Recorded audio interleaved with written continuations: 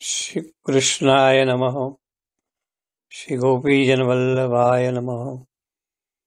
श्रीमदाचार्य चरण कमलेभ्यो नमः। श्री गोसाई जी परम दयालवे नमः। श्री गुरुवे नमः। ગઈ વખતના સત્સંગમાં આપણે પુષ્ટિ માર્ગ આપણામાં પ્રવેશ્યો છે કે નહીં તેની આંતર ખોજ કરવાની કોશિશ કરી. સાથે એ પણ જોયું કે પ્રભુનો આવિર્ભાવ માત્ર કોમળ હૃદયમાં જ થઈ શકે. પ્રભુ દર્શનનો તલસાટ કેવો હોય, અનુસરમાં આપણી ક્ષણો આપણે કેવી રીતે વિતાવીએ, એવી ઘણી બધી વાતો ગઈ વખતના સત્સંગમાં આપણે કરી. પણ એક વસ્તુ બિલકુલ સાચી છે કે જો ભક્તના હૃદયમાં સ્નેહ હશે, પ્રેમ હશે, તો ભગવાન પણ એવો સ્નેહ ભાવ, પ્રેમ ભાવ બતાવ્યા વિના કદી પણ રહી શકતા નથી. આજે સત્સંગમાં જે વાતો આપણે કરવી છે એમાં કઈ વસ્તુનો ત્યાગ કરવો જોઈએ અને કઈ વસ્તુનો અત્યાગ કરવો જોઈએ એ વિષયને અનુલક્ષીને કેટલીક વાતો આપણે કરીશું. સત્સંગમાં વારંવાર એક વાતનો આપણે નિર્દેશ કરતા રહ્યા છે કે જે કંઈ કરીએ તે પ્રભુને સમર્પિત થઈને કરીએ. ગીતામાં પણ ભગવાન શ્રી કૃષ્ણ અર્જુનને આ જ વાત સમજાવે છે. યત તપસ્યસી કૌંતેય તત્ કુરુષ્વ મદ અર્પણમ. પહેલા અધ્યાયમાં જ ભગવાન કૃષ્ણ અર્જુનને આ વાત કહે છે. યત તપસ્યસી કૌંતેય તત્ કુરુષ્વ મદ અર્પણમ. તત્કુરુષ્વ, તમે જે કંઈ કાર્ય કરો, યત તપસ્યસી, જે પણ તપ કરો એ બધું જ મને અર્પણ કરો. ભગવાન શું કહે છે? તમે જે કંઈ કાર્ય કરો, જે કંઈ ખાઓ, જે કંઈ યજ્ઞ કરો, જે કંઈ આપો, જે કંઈ દાન કરો, જે પણ તપ કરો એ બધું તમે મને અર્પણ કરો. અર્પણ કરવાનો અર્થ એ કે જે કંઈ કરીએ એ ભગવાનને માટે કરીએ. આપણે માટે કશું પણ કરવાની ત્યાં ભાવના ન કરીએ. તો પુષ્ટિ માર્ગમાં ભાવનાનું આ પરિવર્તન ખૂબ જ જરૂરી છે. અત્યાર સુધી આપણે જે કંઈ કરીએ તે આપણા પોતાના સ્વાર્થ માટે કરતા હતા, પણ એ ભાવનામાં હવે પરિવર્તન લાવવું પડે, એ ભાવના બદલવી પડે. હવે આપણી દ્રષ્ટિ કેવી હશે? તો પ્રત્યેક કાર્ય ભગવાનને માટે જ હું કરી રહ્યો છું. સ્નાન કરીએ ત્યારે આપણો મૂળભૂત દ્રષ્ટિકોણ તો શું કે ભાઈ દેહને એ રીતે સ્વચ્છ કરીએ, શુદ્ધ કરીએ. પણ એ ભાવનામાં જો પરિવર્તન લાવવું હોય તો, પુષ્ટિ માર્ગની રીતે જો પરિવર્તન લાવવું હોય તો હવે એ ભાવના હશે કે હું સ્નાન કરું છું જેથી પ્રભુની સેવા માટે મારો દેહ યોગ્ય બને, પ્રભુની સેવાને માટે મારો દેહ પવિત્ર બને. બજારમાંથી કંઈ પણ વસ્તુ લાવું ત્યારે મહદઅંશે આપણો ખ્યાલ એવો હોય છે કે ભાઈ બાળકોને બહુ ભાવે છે તો ચાલો આ વસ્તુ આપણે લઈ જઈએ, બાળકોને માટે ખૂબ ઉપયોગી છે. તો ત્યાં આપણી દ્રષ્ટિ શું છે? સ્વકીય દ્રષ્ટિ છે, આપણી પોતાની દ્રષ્ટિ છે, આપણા સ્વાર્થની દ્રષ્ટિ છે. પણ આપણે એવી ભાવના રાખીએ કે આ વસ્તુ મારા ઠાકોરજી માટે છે, મારા ઠાકોરજી માટે આ ઉત્તમમાં ઉત્તમ વસ્તુ છે. મારા ઠાકોરજીની સેવા યોગ્ય આ વસ્તુ છે. તો દ્રષ્ટિમાં આવું પરિવર્તન એ પુષ્ટિ માર્ગની રીતે ખૂબ જ આવશ્યક છે. ભાવ દ્રષ્ટિનું આ પરિવર્તન ખરેખર આપણા સૌમાં અપેક્ષિત છે. રસોઈ ઘરમાં સામગ્રી સિદ્ધ કરીએ ત્યારે પણ ભાવના એવી સેવીએ કે મારા પ્રભુ માટે આ હું કરી રહ્યો છું, મારા પ્રભુને આરોગાવા માટે આ છે. અને આવી ભાવના જો રાખીશું ને તો સામગ્રી સિદ્ધ કરતા આપણે થોડી વિશેષ સાવધાની તો રાખીશું જ, પણ સામગ્રી બનાવવામાં પણ આપણું સ્નેહ ભાવ, એ સ્નેહ ભાવનું પણ તેમાં ઉમેરણ થશે. કેમ કે મારા ઠાકોરજીને માટે આ સામગ્રી હું સિદ્ધ કરું છું. બજારમાંથી વસ્તુ લાવીએ તો પ્રથમ આપણે પ્રભુને અર્પણ કરીએ, પછી ભલે પ્રસાદી રૂપે એનો આપણે જીવન નિર્વાહની દ્રષ્ટિએ વિનિયોગ કરી શકીએ. તો આ બધી વાતો બહુ જ મહત્વની છે. અને આ વાતને જો આ રીતે સમજવાની કોશિશ કરીશું તો આપણું પ્રત્યેક કાર્ય પછી ભગવત કાર્ય બની જશે.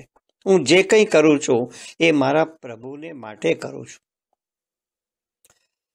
સ્વાર્થની દ્રષ્ટિ નહીં, સ્વકીય દ્રષ્ટિ નહીં, પણ મારા પ્રભુને માટે હું આ બધું કરું છું. તો આપણું પ્રત્યેક કાર્ય ભગવત કાર્ય બની જશે. આપણા પ્રત્યેક કાર્યમાં ભગવદ ભાવના બની રહેશે. જોકે અજ્ઞાનવશ આપણે જે વિચારતા હોઈએ છીએ કે આપણો દેહ, આપણી પાસે બધી રહેલી વસ્તુઓ, સંપત્તિ, એ બધું આપણે આપણું પોતાનું માનીએ છીએ. પણ શ્રી મહાપ્રભુજીના વિચારો, શ્રી હરાયજી મહાપ્રભુજીના શિક્ષાપત્રનું જો વારંવાર અવગાહન કરીએ, શ્રી હરાયજી મહાપ્રભુજીને યાદ કરવાનો તો આજે વિશેષ મહત્વનો દિવસ છે. આજે પ્રાગટ્ય દિન છે. તો આપણી અજ્ઞાનતા શું છે કે આપણે આ બધું આપણું પોતાનું માનીએ છીએ. આ જ આપણી મોટામાં મોટી અજ્ઞાનતા છે. શ્રી મહાપ્રભુજીના બ્રહ્મવાદના સિદ્ધાંત અનુસાર જો વિચારીએ તો પ્રત્યેક વસ્તુ કે વ્યક્તિ એ બ્રહ્મ સ્વરૂપ છે. પ્રત્યેક વસ્તુ બ્રહ્મની છે. એટલે આપણો પોતાનો દેહ, ઇન્દ્રિય, મન, બુદ્ધિ, અંતઃકરણ બધું જ ભગવાનનું, એ આપણું છે જ નહીં. ભગવાનની શક્તિ થકી જ એ સર્વનું સંચાલન થતું હોય છે. મારાથી સંચાલન નથી થતું, પણ ભગવાનની શક્તિ દ્વારા જ એ સર્વનું સંચાલન થતું હોય છે. એટલે અપેક્ષા તો એવી રહે છે કે આપણે આપણા અજ્ઞાનને દૂર કરીએ અને વાસ્તવિકતાનો સ્વીકાર કરીએ. જો આ વાસ્તવિકતાનો સ્વીકાર કરવાની દિશામાં આપણે પ્રગતિ કરીએ, આપણને આ પ્રકારનું જો જ્ઞાન પ્રાપ્ત થાય, આવી સમજણ જો પ્રાપ્ત થાય, શ્રી મહાપ્રભુજીના વિચારોની સૂક્ષ્મતમ કહી શકાય એવી આ સમજણ આપણને પ્રાપ્ત થાય, તો આપણા સર્વ કાર્યોમાં પછી ભગવદ ભાવના બની રહેશે. એ નિર્વિવાદ છે. અને આ વિચારધારા અન્વયે જ એક સર્વ સ્વીકાર્ય જે બાબત છે તે કે આપણા સગળા કાર્યો, એટલે જાગવાથી માંડીને પછી સૂઈ જઈએ ત્યાં સુધીના બધા જ કાર્યો આપણે કોને માટે કરીએ છીએ? તો આપણે ભગવાનને માટે જ કરીએ છીએ. ભાવ દ્રષ્ટિનું આ પરિવર્તન જો આવશે ને તો ખરેખર આપણું જીવન સાર્થક બની જાય, આપણું જીવન ધન્ય ધન્ય બની જાય.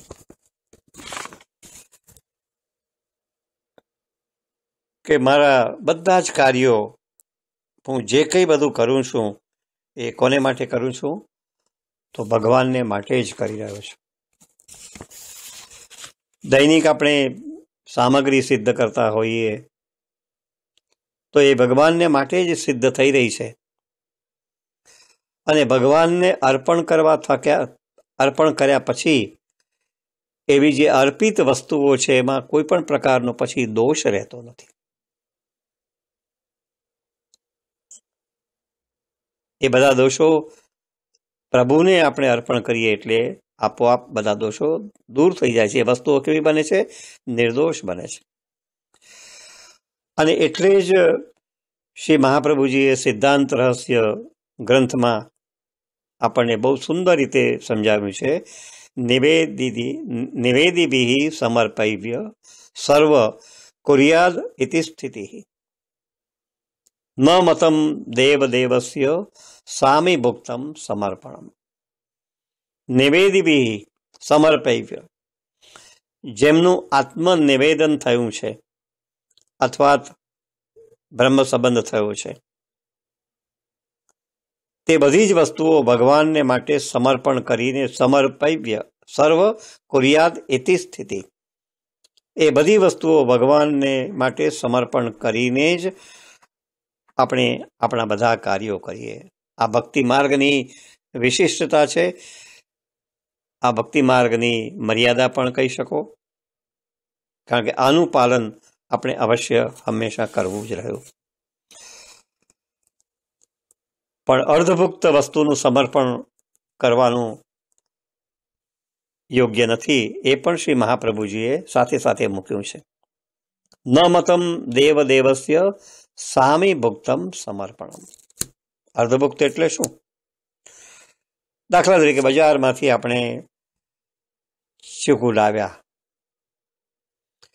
અને ચીકુ લાવીને ઘેર આપણે આવ્યા અને બાળકે પૂછ્યું આપણને કે શું લાવ્યા એમ કરીને આપણી જોડી લઈ લીધી અને બાળકે એ લાવેલ ચીકુમાંથી બે ચીકુ લઈ લીધું, અથવા તો આપણે એ બાળકને 2 ચીકુ આપ્યા. તો જે ચીકુ બાકી રહ્યા એ બાળકનું જૂઠણ બની ગયું. અને એટલે કે એ ચીકુ ત્યારે શું બન્યું? અર્ધભુક્ત બન્યા. અને આવી અર્ધભુક્ત વસ્તુનું કદી પણ સમર્પણ કરી શકીએ નહીં. ન મતમ દેવદેવસ્ય સામી ભુક્તમ સમર્પણમ. એનું સમર્પણ આપણે કરી શકતા નથી. જે અર્ધભુક્ત છે એનું સમર્પણ કરી શકતા નથી. પણ માનો કે બજારમાંથી જે ચીકુ લાવ્યા એમાંથી પ્રથમ ઠાકોરજી માટેના ચીકુ આપણે અલગ મૂકી દઈએ અને પછી બાકીના આપણે બાળકને જો આપીએ તો દેખીતી રીતે એ અર્ધભુક્ત બનતા નથી. અને એટલે કે આપણે પ્રભુને સમર્પી શકીએ. સિદ્ધાંતનું જે સાર તત્વ છે એ માત્ર આટલું જ કે અસમર્પિત વસ્તુ કેવી છે? તો દોષયુક્ત છે. એનો દોષ ક્યારે દૂર થાય? એનો દોષ શ્રી ઠાકોરજીને એ વસ્તુ ધરાવીએ, સમર્પિત કરીએ ત્યારે જ એ દોષ દૂર થાય છે. તે સિવાય દૂર થતો નથી. પદ્મપુરાણમાં તો એમ કહેવામાં આવ્યું છે કે હરિને અર્પણ કર્યા વિના જે ખાય, ભગવાનને અર્પણ કર્યા વિના જે ખાય, એના પિતા અને એના પિતામહ વગેરે ઘણા બધા વર્ષો પર્યંત પછી નર્કમાં જ રહે છે. આવું પદ્મપુરાણમાં કહેવામાં આવ્યું છે. શ્રી મહાપ્રભુજીની રીતે પણ આપણે જો વિચારીએ તો અવૈષ્ણવનું અન્ન અથવા ભગવાનને અર્પણ કરવામાં ન આવ્યું હોય તેવું અન્ન એ કૂતરાના માંસ બરાબર છે એવું શાસ્ત્રોમાં કહેવામાં આવ્યું છે. શાસ્ત્રીય રીતે પણ જો વિચારીએ તો અસમર્પિત અન્ન એ દોષયુક્ત છે. અને આવું અસમર્પિત અન્ન જ્યારે આપણે ખાઈએ છીએ ત્યારે આપણી બુદ્ધિ પણ કેવી બને છે? ભ્રષ્ટ બને છે. અને એવું અન્ન જો આપણે આરોગીએ તો આપણી બુદ્ધિ ભ્રષ્ટ થાય. પ્રભુ સન્મુખ નહીં પણ પ્રભુથી આપણે વિમુખ બનતા જોઈએ. એટલા જ માટે આવું દોષયુક્ત અન્ન જે છે એ હંમેશા મહાબાધક ગણવામાં આવ્યું છે. આપણે ત્યાં પણ માન્યતા છે જ ને કે જેવું ખાઈશું એવું મન આપણું બનશે. આપણું મન શેને આધારે બનશે? જેવું ખાઈશું એવું આપણું મન બનશે. અને એટલા જ માટે હંમેશા આપણે આગ્રહ રાખીએ છીએ કે ગમે ત્યાં ગમે તેનું કદી પણ ન ખાવું. કોઈ પણ સાધારણ વ્યક્તિ હશે, અડભડ વ્યક્તિ પણ હશે, પણ એ પણ હંમેશા શુદ્ધ અન્નનો જ આગ્રહ રાખે છે. પણ અન્નની શુદ્ધતા પ્રાપ્ત કેવી રીતે થાય? અન્નની શુદ્ધતા પ્રાપ્ત થાય ભગવાન એ સામગ્રી આરોગે પછી જ એ શુદ્ધ થાય. શ્રી મહાપ્રભુજીએ તો સમજાવ્યું છે એ પ્રમાણે કે ગટરનું કે નાળાનું ગંદુ પાણી જો ગંગામાં મળે ને તો એ ગંગાના પવિત્ર જળરૂપ બની જાય છે. પછી એ જળ એક વખત ગંગાજીમાં ભળી ગયું પછી એ જળ અપવિત્ર રહેતું નથી. ગંગાજીની શુદ્ધતાની રીતે જ એ જળને પણ પછી આપણે પવિત્ર માનીએ છીએ. એટલે કે પુષ્ટિમાર્ગીય જે વૈષ્ણવ છે એ હંમેશા સમર્પિત કરીને જ પોતાનો નિર્વાહ કરે છે.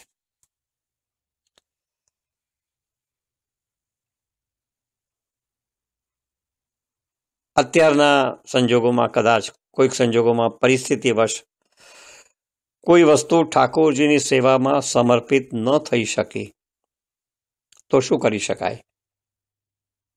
એવો પ્રશ્ન પણ વારંવાર પૂછાતો હોય છે કે કોઈ સંજોગોમાં પરિસ્થિતિવશ કોઈ વસ્તુ ઠાકોરજીની સેવામાં સમર્પિત ન થઈ શકી તો ઘણા બધા આચાર્યો, વિદ્વાન શાસ્ત્રીજીઓ પણ જે મત આપ્યો છે તે પ્રમાણે કમસે કમ એ વસ્તુને આપણી તુલસીની કંઠી બતાવીને 3 વાર શ્રી કૃષ્ણ શરણમ મમ, શ્રી કૃષ્ણ શરણમ મમ, શ્રી કૃષ્ણ શરણમ મમ નું ઉચ્ચારણ કરીને જો ગ્રહણ કરીએ તો એ ભગવદ પ્રસાદી બની જાય છે. કેમ કે શ્રી કૃષ્ણના ઉચ્ચારણ સાથે તુલસીની કંઠી બતાવીને પછીથી આપણે ગ્રહણ કરવાનો પ્રયત્ન કરીએ છીએ. એટલે જે 2-3 બાબતો અહીંયા નિર્દેશવામાં આવે છે તે કે તુલસીની કંઠી બતાવીને 3 વાર શ્રી કૃષ્ણ શરણમનું ઉચ્ચારણ કરીએ અથવા તો અસમર્પિત વસ્તુમાં ચરણામૃત પધરાવીએ કે તેમાં ભગવત પ્રસાદ પધરાવીએ તો એ સમર્પિત બને છે. અને એ રીતે પછી આપણે જો ગ્રહણ કરવાનો આગ્રહ રાખીએ તો શ્રી કૃષ્ણને સમર્પિત કર્યાનો ભાવ આપણે એ રીતે પ્રગટ કરતા હોઈએ છીએ. ત્યારે એ વસ્તુ પછી પ્રસાદી બની જાય છે અને ભગવાન ભાવને જ સામાન્યતઃ પ્રધાનતા આપે છે. એટલા માટે આપણે જે અન્ન લઈએ, જે કઈ વસ્તુ ગ્રહણ કરીએ એ આ રીતે આ ભાવથી જો આપણે લઈએ તો એમાં પછી કોઈ પણ પ્રકારના દોષો રહેતા નથી. એવું મંતવ્ય પણ વારંવાર પ્રગટ થતું આપણે જોઈએ છે કે બીજું કશું ન કરી શકીએ તો પણ સમર્પિત કરીને જ આપણે સર્વ પોતાનો નિર્વાહ કરીએ. પણ કદાચ કોઈ સંજોગોમાં પરિસ્થિતિવશ કોઈ વસ્તુ ઠાકોરજીની સેવામાં સમર્પિત ન થઈ શકે તો આવા વિકલ્પો પણ આપણી આગળ પ્રસ્તુત થયા છે. અને એ રીતે પણ જો આપણે કંઈક પાલન કરીએ તો ચોક્કસ આપણે એ દિશામાં ગતિ કરી રહ્યા છે એનો સંતોષ આપણે ચોક્કસ માની શકીશું. અને પુષ્ટિ માર્ગની આ જ વિલક્ષણતા છે, આ વિશિષ્ટતા છે જે અન્યત્ર ક્યારેય પણ જોવા મળતી નથી. નવા વસ્ત્રો લાવીએ, નવું ઘરમાં સંપડાવીએ, નોકરીમાં પગાર પહેલો આવ્યો તો પ્રથમ એ બધું ઠાકોરજી સમક્ષ પધરાવીએ અને પછી તેનો સમર્પિત ભાવથી વિનિયોગ કરીએ. નવા બૂટ ચંપલ ઘરમાં લાવીએ તો પ્રથમ તેનો ભગવદ કાર્યની દ્રષ્ટિએ આપણે તે પહેરીને મંદિર જઈએ, એ પહેરીને ઠાકોરજીનો મેવો લેવા માટે જઈએ. આમ કરીએ તો પણ આપણા સમર્પણનો જે ભાવ છે એ ચોક્કસ આપણે જાળવતા હોઈએ છીએ. પણ આ બધું કરીએ ત્યારે તેની સાથે સાથે અષ્ટાક્ષર મંત્રનું રટણ પણ જો કરીએ, એની પણ જો ટેવ રાખીએ તો ચોક્કસ આપણા સમર્પણનો જે ભાવ છે એ પુષ્ટ બને છે અને એના દ્વારા આપણી ભાવના શ્રી ઠાકોરજીમાં વધુ ને વધુ દ્રઢ બનતી જવા પામે છે. તો એક વસ્તુ અહીંયા આપણે સમજી શક્યા કે અસમર્પિત વસ્તુનો હંમેશા ત્યાગ કરવો જોઈએ. નિવેદિભિઃ સમર્પય્ય સર્વ કુર્યાદ ઇતિ સ્થિતિ. એટલે જેમણે આત્મનિવેદન કર્યું છે એમને બધી વસ્તુઓ ભગવાનને સમર્પણ કરીને જ લેવી જોઈએ. એ ભક્તિવર્ધિની ગ્રંથમાં શ્રી મહાપ્રભુજીએ આપણને સમજાવ્યું છે. તો હવે પ્રશ્ન એ આવીને ઉભો રહે છે કે બીજી કઈ વસ્તુનો ત્યાગ ન કરવો જોઈએ અને કઈ વસ્તુનો ત્યાગ કરવો જોઈએ.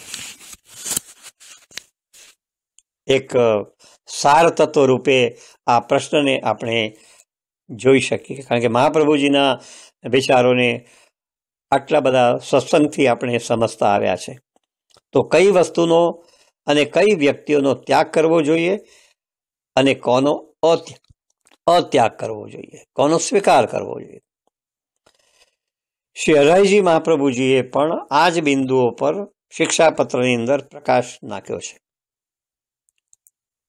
તો એક વસ્તુ આપણે જોઈ અસમર્પિત વસ્તુનો ત્યાગ, પણ શ્રી હરિજી મહાપ્રભુજીની દ્રષ્ટિએ આપણે જો આ વાતને વિચારીએ, આ વાતને આપણે આગળ લઈ જઈએ. મહાપ્રભુજીએ ત્યાગના બે રૂપ બતાવ્યા છે, એક મુખ્ય ત્યાગ અને બીજો ગૌણ ત્યાગ.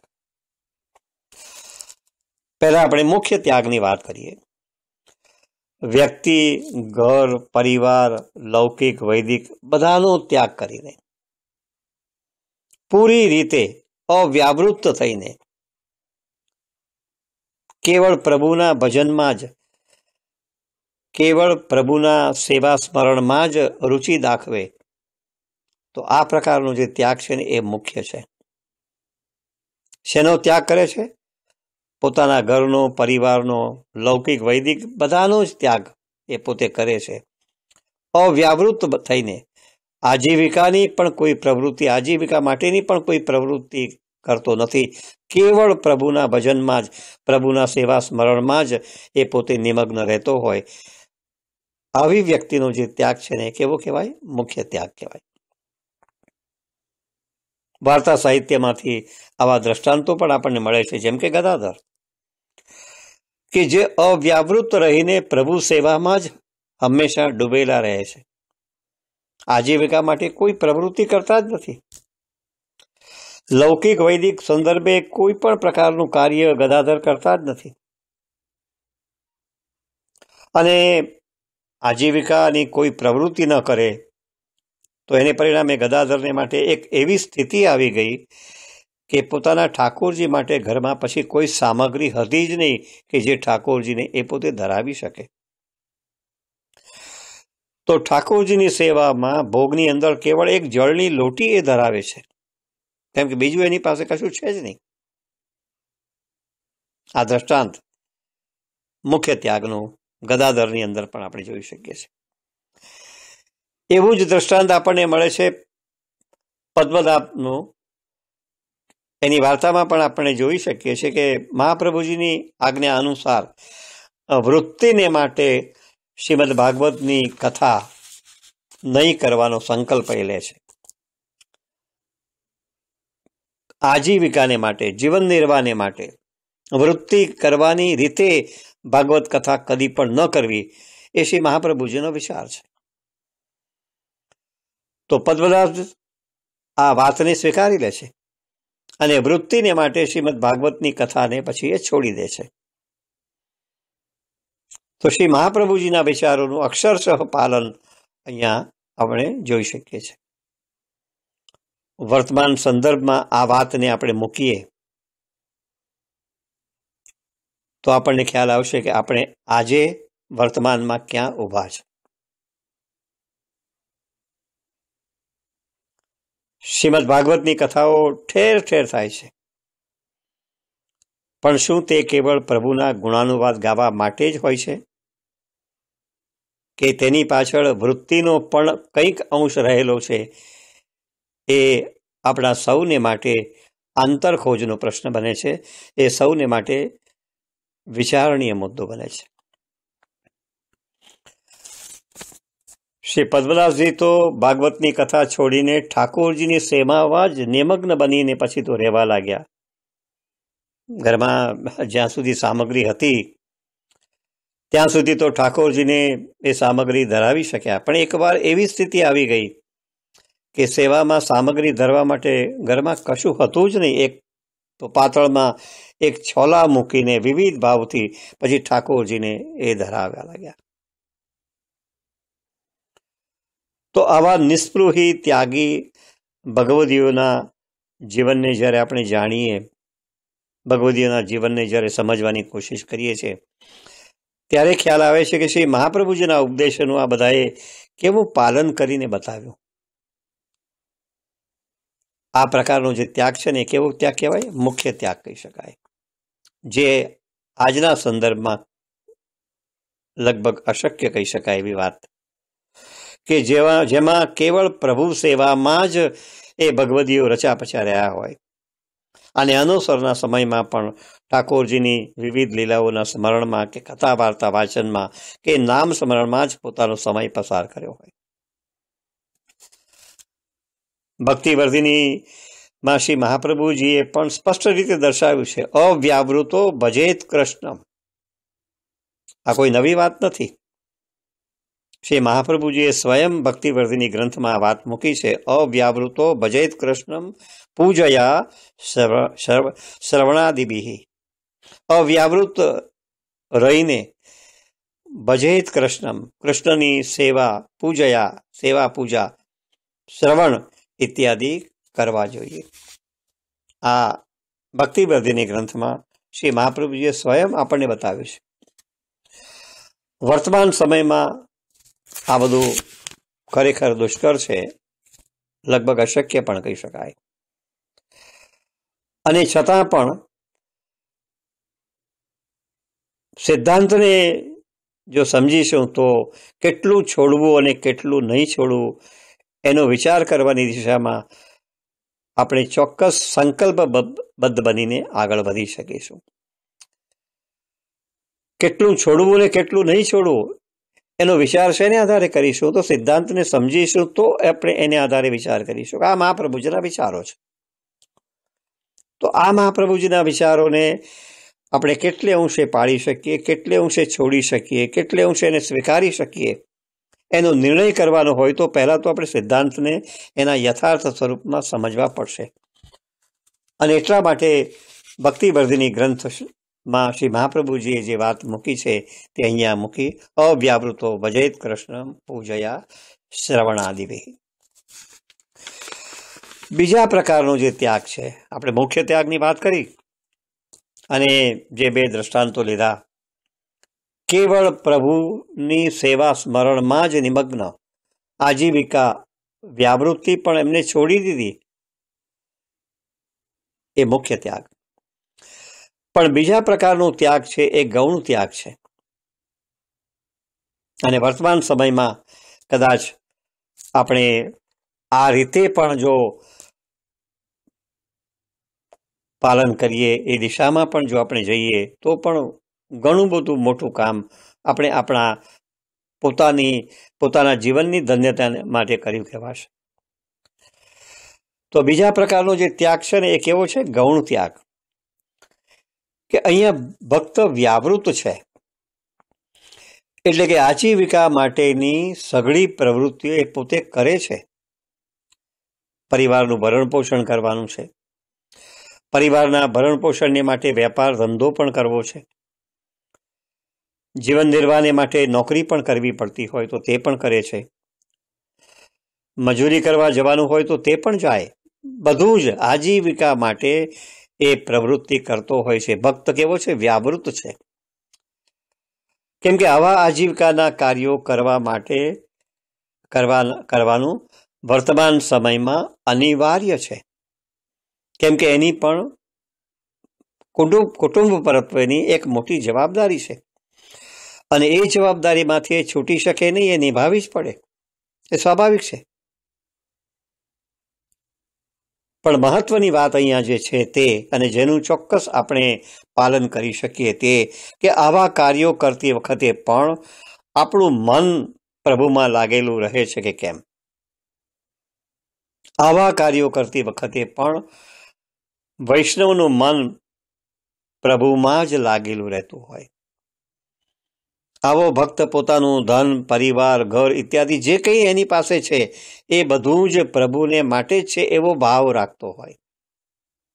આ બધું મારા પ્રભુનું જ છે, આ બધું મારા પ્રભુના સુખ માટે જ છે એવો ભાવ વૈષ્ણવના હૃદયમાં સદા રહેતો હોય તો આજીવિકા તો કરે છે જ, પણ પ્રભુનું નામ સ્મરણ કરતા કરતા આજીવિકા કરે છે. આજીવિકા કરવાનું અનિવાર્ય છે, પણ ફેર શું થયો અહીંયા કે આજીવિકાના કાર્યો કરતી વખતે પણ પ્રભુનું નામ સ્મરણ કરતા કરતા એ કાર્યો કરે છે.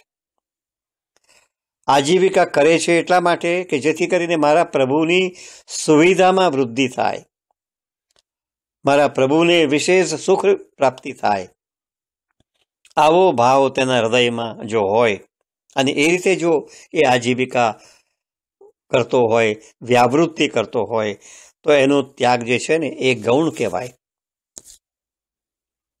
અને શ્રી મહાપ્રભુજીએ એ વાત પણ ભક્તિવર્ધિનીમાં, કારણ કે મહાપ્રભુજી તો મેં તમને શરૂઆતમાં પણ કહ્યું હતું કે એવા ઉત્તમ કોટીના એ મનોચિકિત્સક છે. એમને પરિસ્થિતિનો એટલા બધા ઊંડાણથી અભ્યાસ કરેલો છે શ્રી મહાપ્રભુજીએ કે જેનું પ્રતિબિંબ ડગલે ને પગલે એમના વિચારોમાં, એમના ગ્રંથોની અંદર પણ પડવા પામ્યું છે. અને એટલા માટે શ્રી મહાપ્રભુજીએ ભક્તિવર્ધિની ગ્રંથમાં કહ્યું છે, વ્યાવૃતૌ હરૌ ચિત્તમ શ્રવણાદૌ યતેત સદા. એટલે કે વ્યાવૃત્તિ કરે, આજીવિકાની પ્રવૃત્તિ કરે, હરૌ ચિત્તમ એટલે વ્યાવૃત્તિ કરે છે ત્યારે પણ એનું ચિત્ત શું છે તો સદાય ભગવાનમાં જ હોય છે. શ્રવણાદૌ યતેત સદા, અને સ્મરણ ચિંતન કરે ત્યારે પણ એનું ચિત્ત તો હંમેશા સદાય ભગવાનમાં જ હોય છે. એટલે વ્યાવૃત્તિ કરે ત્યારે પણ એનું ચિત્ત સદાય ભગવાનમાં જ રહેતું હોય. સ્મરણ ચિંતન સાથે જ એની આજીવિકાના સઘળા કાર્યો એ પોતે કરે છે તો એને આપણે ગૌણ ત્યાગ કહી શકીએ. અને શ્રી મહાપ્રભુજીએ ખુદ ભક્તિવર્ધિની ગ્રંથમાં કહ્યું છે, એટલે વ્યાવૃત્તિ નહીં કરવાની વાત આવી જ નથી. વ્યાવૃતૌ હરૌ ચિત્તમ શ્રવણાદૌ યતેત સદા, એમ શ્રી મહાપ્રભુજીએ કહ્યું છે. શ્રી હરાઈજી મહાપ્રભુજી પણ શિક્ષાપત્રના માધ્યમથી આ જ વાત આપણને સમજાવે છે. જરા જુદી રીતે સમજાવે છે કે ભક્ત કયા કાર્યોનો ત્યાગ કરવો જોઈએ અને કયા કાર્યોનો અત્યાગ કરવો જોઈએ, એટલે કે એનો સ્વીકાર કરવો જોઈએ. તો શ્રી હરાઈજી મહાપ્રભુજી આપણને કહે છે કે વૈરાગ્યનો જે ભાવ છે ને કે પરિતોષનો ભાવ, પરિતોષ એટલે સંતોષ, એનો કદી પણ ત્યાગ નહીં કરવો જોઈએ, એમ શ્રી હરાઈજી મહાપ્રભુજી આપણને કહે છે. ભક્તના મનમાં જો વૈરાગ્યનો ભાવ હોય, વૈરાગ્યનો ભાવ હોય એટલે શું, સંસાર, સંસારિક ભોગ, સંસારિક સંબંધો એ પરત્વે એને એટલી આસક્તિ ન હોય, તો સંસારિક સંબંધો પરત્વે એને જો આસક્તિ નહીં હોય તો પછી લૌકિક લાભ, હાનિ, સુખ, દુઃખ એવા ખ્યાલો પછી એને નડતરરૂપ બનવા નહીં પામે. એના મનમાં પછી કોઈ વિઘ્ન નહીં લાવી શકે. પછી એ લૌકિક લાભ કે હાનિની એ પરવા નહીં કરતો હોય, કેમ કે એના મનમાં સંસારિક ભોગ કે સંબંધો પરત્વે હવે કોઈ આસક્તિ રહી નથી. આ સ્થિતિમાં સ્વાભાવિક ભગવત ધર્મ, સેવા, કથા, સત્સંગ વગેરે એ નિર્વિઘ્ન રીતે કરી શકશે, કેમ કે સંસારની આસક્તિ એને પોતાને રહી નથી. અને એટલા જ માટે શ્રી હરાઈજી મહાપ્રભુજી આપણને સમજાવે છે કે વૈરાગ્યનો ત્યાગ ક્યારે પણ આપણે ન કરવો જોઈએ. એટલે આપણે આગળ જોયું, અસમર્પિત વસ્તુનો ત્યાગ કરવો જોઈએ, પણ શેનો ત્યાગ ન કરવો જોઈએ તો વૈરાગ્યનો ત્યાગ ક્યારે પણ ન કરવો જોઈએ. એટલે કે આપણા મનમાં સંસારિક ભોગ કે સંબંધો પરત્વે જો હવે કોઈ આસક્તિ રહી ન હોય તો એક પ્રકારનો વૈરાગ્યનો ભાવ છે, તો એ વૈરાગ્યનો ત્યાગ ક્યારે પણ વૈષ્ણવે કરવો ન જોઈએ. આ જ પ્રમાણે વૈષ્ણવે સંતોષની વૃત્તિને પણ ક્યારેય છોડવી જોઈએ નહીં. સંતોષી જીવ સદા સુખી. આપણા સર્વ દુઃખનું જો કોઈ મૂળ હોય ને તે તો શું છે? આપણો અસંતોષ છે. અસંતોષને કારણે જ આપણે આટલું બધું મેળવ્યા પછી વધુ ને વધુ મેળવવા માટેના દંપછાડા કર્યા જ કરતા હોઈએ છીએ. વસ્તુતઃ તો પ્રભુની ઈચ્છાથી જ્યારે પણ જે પ્રાપ્ત થાય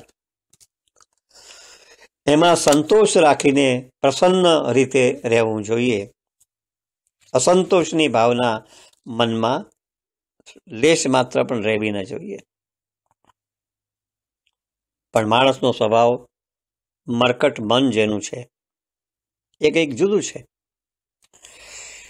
એટલે શ્રી હરિજી મહાપ્રભુજી તો ચોક્કસ સમજાવે છે કે પ્રભુની કૃપાથી જ્યારે જે કંઈ મળ્યું છે એમાં સંતોષ રાખવો. એટલું જ નહીં, પણ જે મળ્યું છે એને પણ મમત્વ વિના આપણે ભોગવવું જોઈએ. અને મમત્વ વિના એટલે આ મારું છે, આની પર મારો અધિકાર છે, એવી ભાવનાનો ત્યાગ કરીને જે મળ્યું છે એ મારા પ્રભુની પ્રસાદી રૂપ છે. જે મળ્યું છે એ મારા પ્રભુની કૃપાને કારણે, પ્રભુની કૃપાના આશીર્વાદને પરિણામે મને પ્રાપ્ત થયું છે. જે મળ્યું છે એ મારા કાર્યોને લીધે નહીં, પણ પ્રભુની કૃપાને લીધે મને પ્રાપ્ત થવા પામ્યું છે, એનો સ્વીકાર કરવો જોઈએ. અને આવો સંતોષ જો આપણા જીવનમાં હોય ને તો માણસના જીવનને સુખ અને પ્રસન્નતાથી છલોછલ એ ભરી દે છે. ક્યારે? કે જ્યારે વ્યક્તિના જીવનમાં આ પ્રકારનો સંતોષ હોય. પણ આવો સંતોષ જો આપણા જીવનમાં ના હોય તો અધિકમાં અધિક મેળવવાની આપણામાં અદમ્ય ઈચ્છા જાગ્યા જ કરશે. માણસનું મન કેવું છે? તો મરકટ મન છે. પેલો વાંદરો જેમ એક ડાળથી બીજા ડાળ પર, બીજા ડાળથી ત્રીજા ડાળ પર દોડતો જ હોય, એને ચેન પડે જ નહીં. એમ આપણી ઈચ્છાઓનું જે પોટલું છે ને એ તો દિવસે દિવસે વધતું જ જાય છે. એટલે અધિકમાં અધિક મેળવવાની આપણામાં અદમ્ય ઈચ્છાની જાગૃતિ થયા જ કરે છે. અને જેમ ઈચ્છાઓ વધતી જાય એમ એને મેળવવા માટેના અથાગ પ્રયત્નો પણ આપણે કરવા પડે, અને એ પ્રયત્નો કરવા માટે પણ આપણે મંડી પડીએ.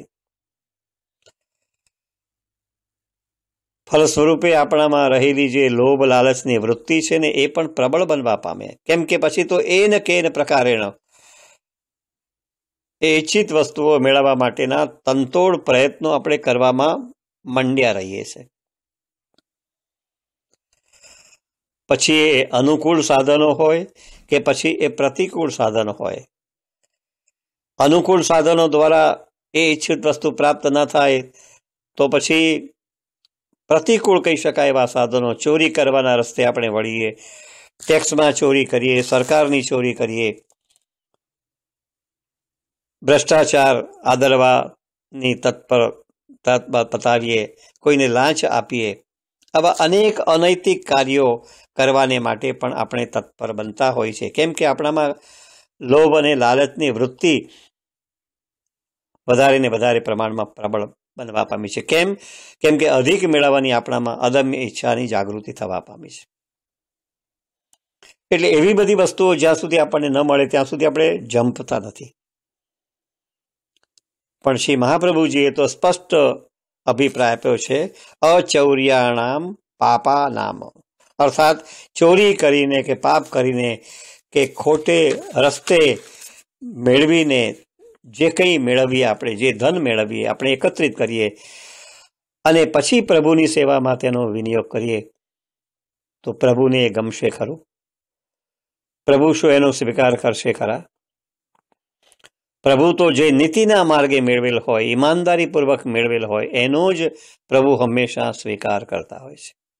બાકી તો 56 ભોગ ધરીએ, કરોડો રૂપિયાના શૃંગાર સામગ્રી કે સાજ સજ્જા ધરાવીએ, પણ જો તે અનીતિના માર્ગે મેળવેલ હોય તો પ્રભુને એ પસંદ નથી. પ્રભુ ક્યારેય એનો અંગીકાર કરતા નથી. આ વાત ગમે કે ન ગમે, પણ આપણે સ્વીકારવી રહી. અને એટલે જ શ્રી હરાયજી મહાપ્રભુજી આગ્રહ સેવે છે, 17મા શિક્ષાપત્રમાં આ વાત એમને મૂકી છે કે ભક્ત ક્યારેય પણ વૈરાગ્ય કે સંતોષનો ત્યાગ નથી કરતો. ભક્તે ક્યારેય પણ વૈરાગ્ય અને સંતોષનો ત્યાગ ન કરવો જોઈએ. તો શેનો ત્યાગ કરવો જોઈએ? તો વિષય અને ભોગોનો ત્યાગ હંમેશા કરવો જોઈએ.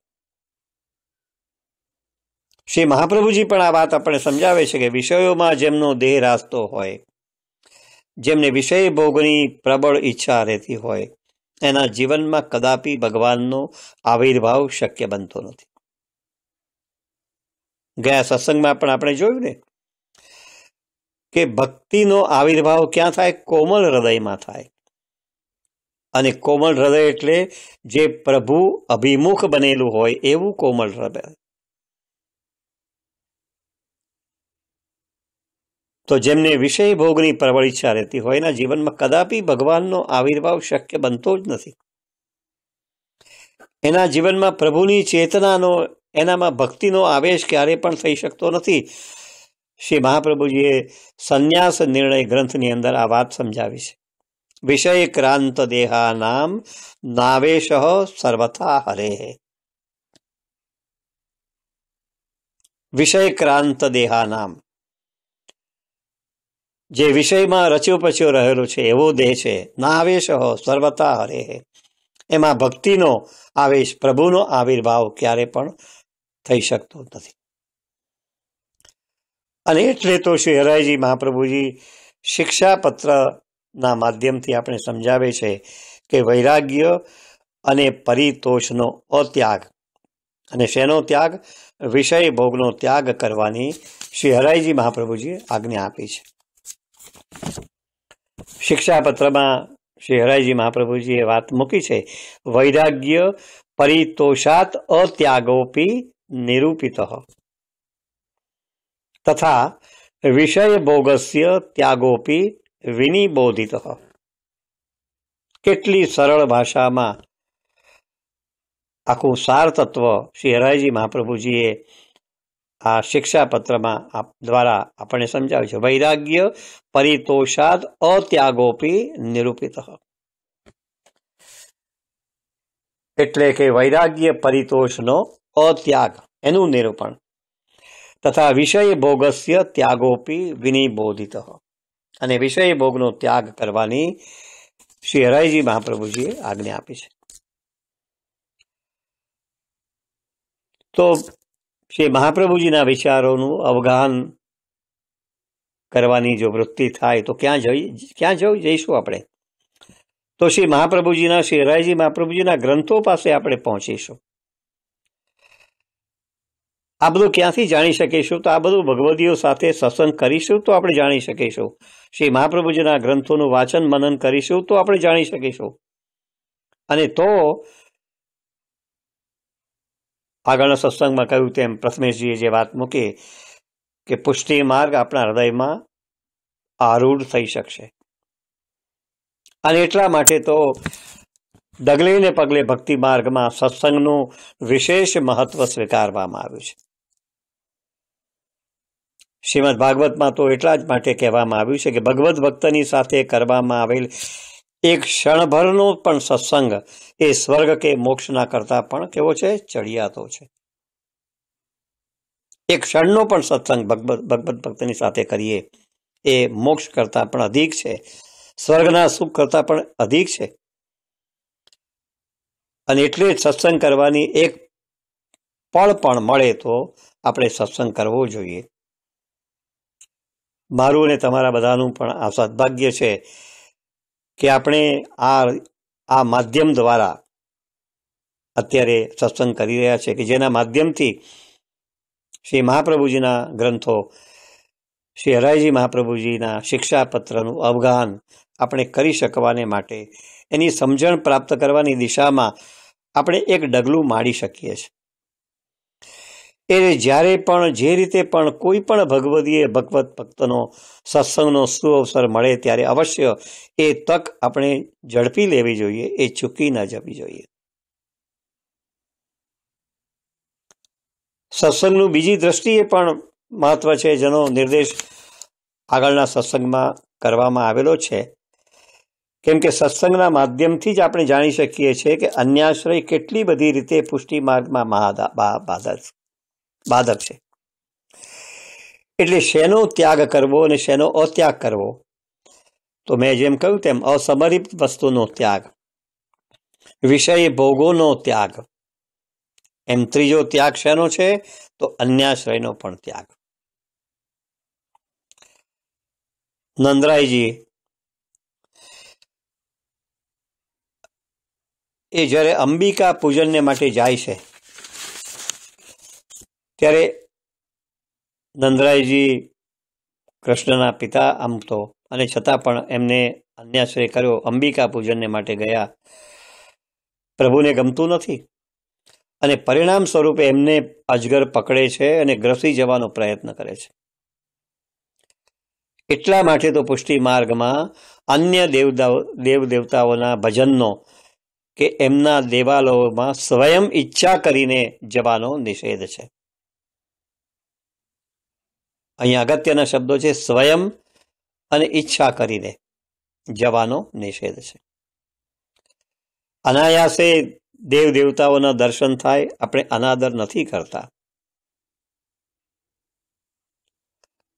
પણ સ્વયં ઈચ્છા કરીને જવાનો એમાં નિષેધ ચોક્કસ જરૂર છે. એ વાત અહીંયા આપણે સ્વીકારવી પડે. પણ લૌકિક જીવનમાં ડગલે ને પગલે આપણે સૂક્ષ્મતમ કહી શકાય એવો અન્યાશ્રય કરી બેસતા હોઈએ છીએ. ક્યારેક એહસાનમાં આવીને, ક્યારેક એહસાનના દબાણમાં આવીને શાબ્દિક અન્યાશ્રય તો ડગલે ને પગલે આપણે કરીએ છીએ. એની વાતો આગળ સત્સંગમાં કરવામાં આવી છે, એટલે એનું વિશેષ પુનરાવર્તન કરતા નથી. પણ ગોસાઈજીની એક સેવિકાની વાત ચોક્કસ અહીંયા આપણે ખ્યાલમાં લઈ શકીએ કે ગોસાઈજીની એક સેવિકા પાસે જમીન માપણી કરવાનો અધિકારી આવે છે.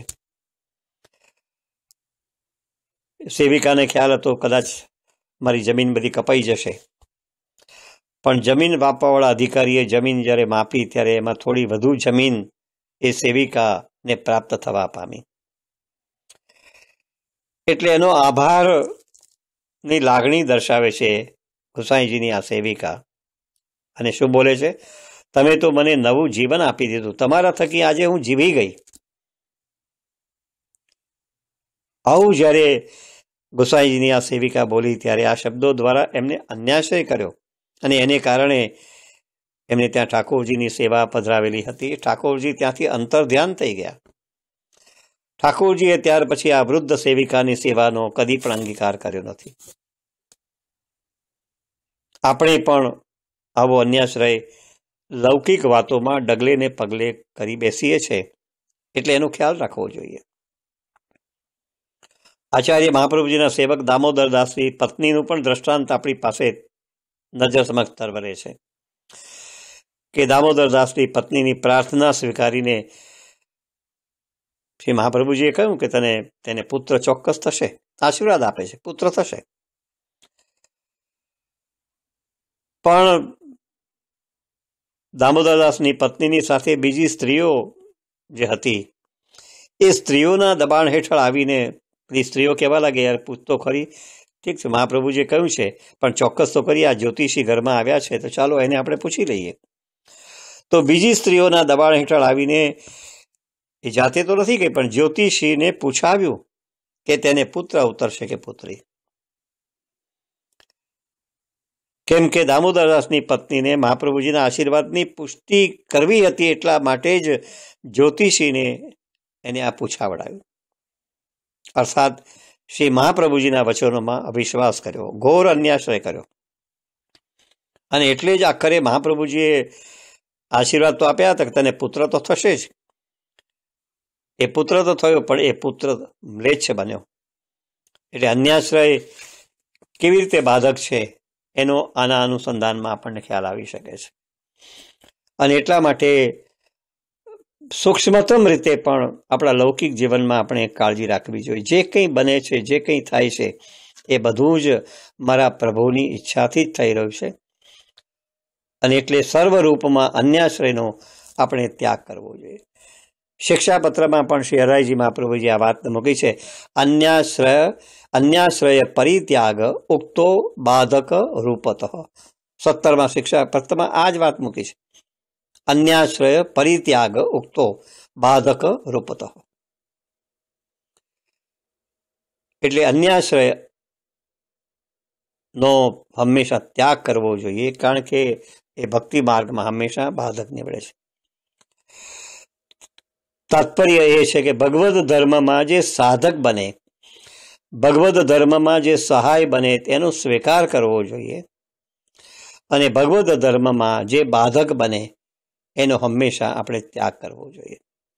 વૈરાગ્ય, પરિતોષ, સત્સંગ એનો જીવનમાં કદી પણ આપણે ત્યાગ ન કરવો જોઈએ. અસમર્પિત વસ્તુ, વિષય ભોગ, અન્યાશ્રય એનો હંમેશા આપણે ત્યાગ કરવો જોઈએ. આ બધું ક્યારે શક્ય બનશે કે જ્યારે શ્રી મહાપ્રભુજીના વિચારોમાં આપણે વિશ્વાસ કેળવીશું, શ્રી મહાપ્રભુજીના વિચારોનું વધારે ને વધારે પ્રમાણમાં અવગાહન કરીશું, તો ચોક્કસ શ્રી મહાપ્રભુજીની કૃપાથી આપણે આ વિશ્વાસથી આપણી આ પ્રકારની આસ્થાથી એ દિશામાં આપણે આગળ વધી શકીશું. એ શબ્દો સાથે આજના સત્સંગને આપણે અહીંયા વિરામ આપીએ. અસ્તુ. સૌને જય શ્રી કૃષ્ણ.